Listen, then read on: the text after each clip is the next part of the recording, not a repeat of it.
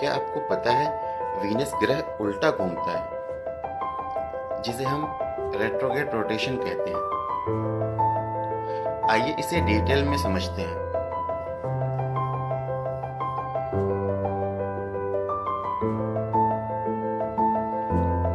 Retrograde rotation क्या होता है?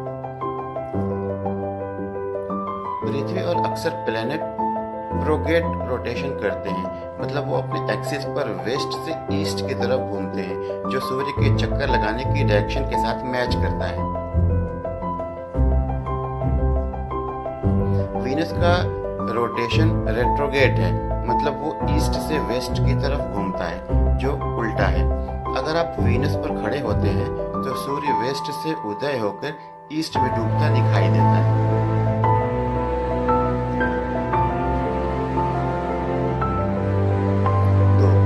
वीनस के रोटेशन की यूनिकनेस।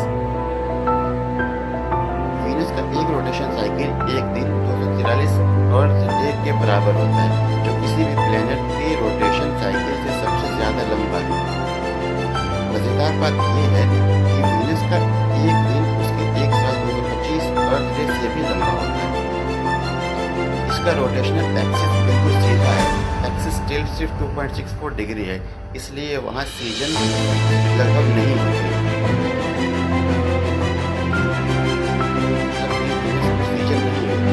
वीनस का रेट्रोग्रेड रोटेशन कैसे हुआ? साइंटिस्ट का मानना है कि वीनस का रेट्रोग्रेड रोटेशन इस वजह से हो सकता है। Collision theory.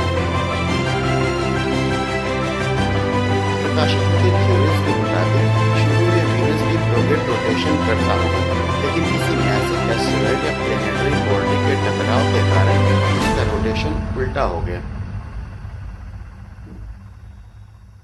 B. Tidal forces. सूर्य की ग्रेविटेशनल पुल और वीनस के डेंस एटमॉस्फेयर के बीच इंटरेक्शन उसकी रोटेशन स्लो कर दी और उसे उल्टा घूमने पर मजबूर कर दिया। सी. Core mantle interaction.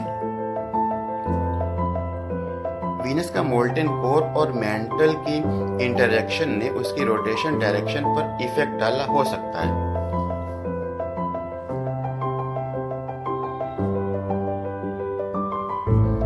वीनस के रेट्रोग्रेड रोटेशन का इम्पैक्ट। नंबर 4. वीनस पर एक दिन और एक साल के कॉन्सेप्ट बहुत अलग होते हैं। अगर आप वीनस पर होते तो वहां सूर्य लगभग 117 अर्थ डे के बाद उदय होता है।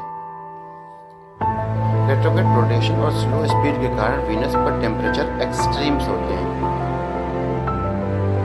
सरफेस टेम्परेचर लगभग 475 डिग्री सेल्सियस तक पहुंचता है,